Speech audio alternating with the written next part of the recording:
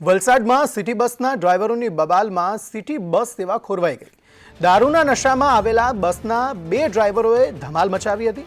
City બસના અન્ય એક ડ્રાઈવરને માર માર્યો હતો। પીધેલા ડ્રાઈવરને ફરજ મુક્ત કરાતા ડ્રાઈવરનું કારસ્તાન। તમામ બસોની ચાવી લઈ દારૂડિયો ડ્રાઈવર ફરાર થઈ ગયો।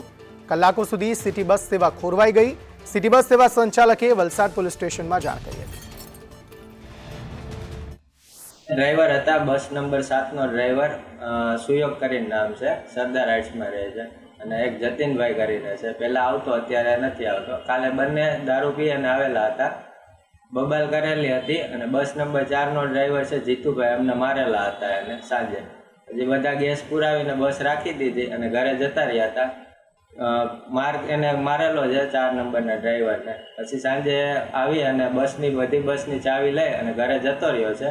તે અમે પોલીસ સ્ટેશનમાં ફરિયાદ નોંધાવેલી છે।